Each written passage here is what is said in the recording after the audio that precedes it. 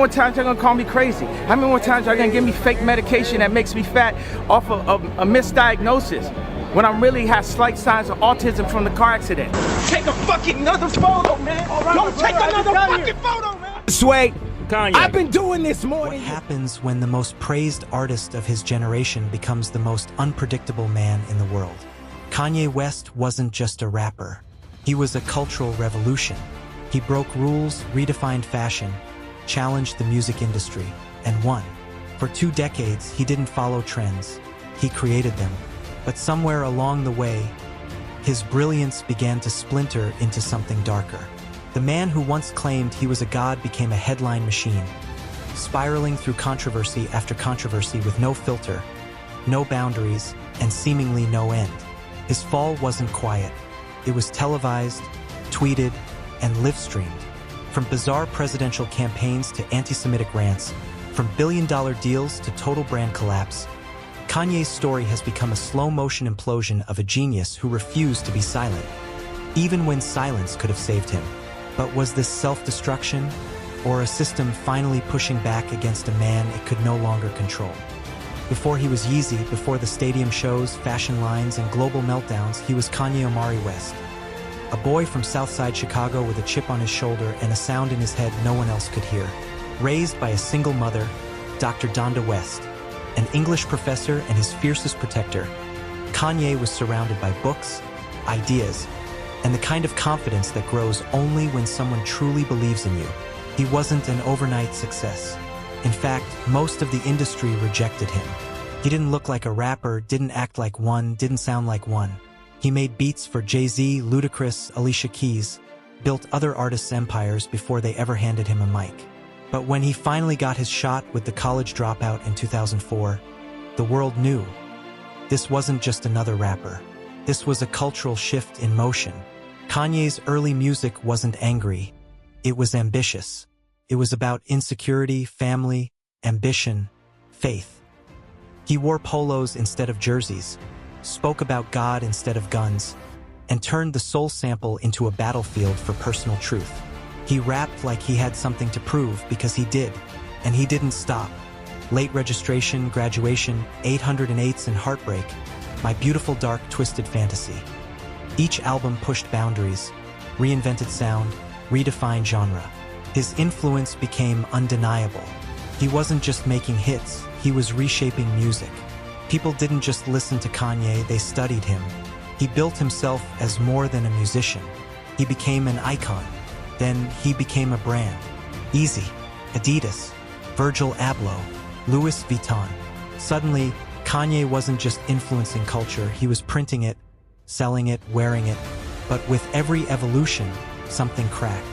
The interviews grew stranger, the rants longer, the contradictions sharper. What started as confidence began to blur into delusion. And yet, we kept watching. Because even when Kanye made no sense, he still made headlines. Even when he self-sabotaged, it felt like performance. But behind the spectacle was still that same kid from Chicago. Except now, the only person who believed in him unconditionally was gone. When Donda West died in 2007, something shifted. The man who once walked with God started screaming at the sky. For a while, it seemed like nothing could touch him. Kanye didn't just dominate music, he devoured it. Every album became an event. Every outburst became a meme. Every contradiction only fueled the mythology. He interrupted Taylor Swift at the VMAs and somehow came back bigger. He called himself a god and people still bought tickets. He flirted with madness but made it look like method. And then came the shift. The Kanye who once challenged the system became the Kanye who confused it. His rants turned darker. His interviews became unhinged. He wore a MAGA hat, hugged Donald Trump in the Oval Office, claimed slavery was a choice. Fans defended him at first. It's just Ye being Ye, they said. But the headlines kept coming, and they stopped being funny. When Kanye announced his presidential run in 2020, it wasn't a joke. It wasn't satire. It was a painful glimpse into a mind unraveling in real time. He cried at his first rally, spoke about abortion, religion, and his family in ways that felt less like politics and more like personal collapse. Kim Kardashian filed for divorce soon after. Still, the world kept watching. Because Kanye had become more than an artist, he was a spectacle. His fall wasn't private. It was monetized, streamed, hashtagged, and just when it seemed like things couldn't get darker, they did. In 2022, Kanye posted antisemitic tweets that sent shockwaves through media, fashion, and finance. Within days, Adidas cut ties. Balenciaga, Gap talent agencies gone. He lost $1.5 billion in a single day. The man who once said, "You can't cancel me," became a case study in how fast an empire can crumble. But even then, he didn't stop. He doubled down, live-streamed rants, paranoid accusations, praise for Hitler. The world stopped laughing. This wasn't the misunderstood genius anymore. This was something else. A man untethered from reason, from reality, from everything that once made him iconic. Kanye wasn't at war with the industry anymore. He was at war with himself and losing. For years, we called it genius. The erratic behavior, the sudden shifts, the contradictions. We said Kanye was ahead of his time, misunderstood, misinterpreted, misdiagnosed. But what if we weren't misreading him? What if we were enabling him? The dark truth is, Kanye West became the perfect storm. An unchecked ego, a fractured mind, and a global stage that rewarded instability with attention. His breakdown wasn't hidden in the shadows. It was consumed, reshared, monetized. Every outburst became content. Every controversy, a commodity, and we fed on it. He told us he was bipolar, called it a superpower. Then he stopped taking his medication, blamed handlers, blamed the media, blamed everyone but himself. He raged against control even as he lost it entirely. But instead of helping, we watched. Instead of protecting, we profited. Behind the headlines and the Yeezys was a man spiraling, grieving his mother, losing his family, unraveling in public with no brakes, no filter, and no one strong enough to say no. Because how do you stop a man who thinks he's a god? His music turned erratic, his interviews incoherent, his faith became a weapon, his politics a smokescreen, and through it all he kept performing because Kanye West doesn't stop. Not for consequences, not for backlash, not even for himself. He built an empire on disruption. But empires built on fire always burn out. And when the flames finally reached him, there was no one left to put them out. Not the brands, not the fans, not even the family. Just a man standing alone in the chaos he created. Still shouting, still spinning, still believing the world was the problem, while the mirror shattered quietly in front of him. At Hidden Fame, we don't see Kanye West as simply a fallen icon. We see him as a reflection of what happens when fame becomes a furnace, and we keep throwing wood on the fire.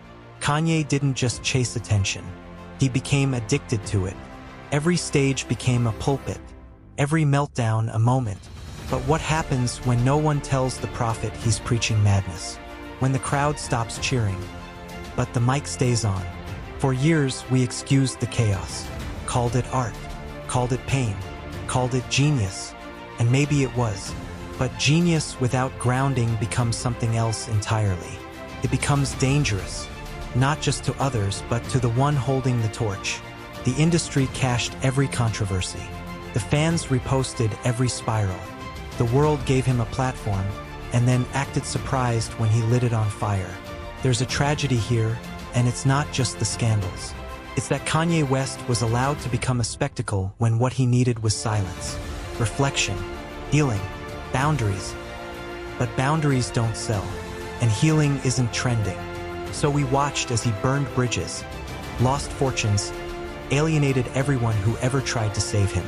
Not because he was evil, not even because he was broken, but because we let him believe he didn't need help, only an audience. Kanye West didn't destroy himself in secret. He did it with our full attention. And that might be the most brutal part of all. There was a time when Kanye West stood behind a cheap microphone in a college classroom, performing All Falls Down to a room full of interns who didn't know what to make of him. No brand deals, no stadiums, no scandals, just a voice, a vision, and the kind of hunger you can't fake. Back then, he wasn't a god. He wasn't a villain. He was just a man with something to prove, to the labels, to the culture, to himself.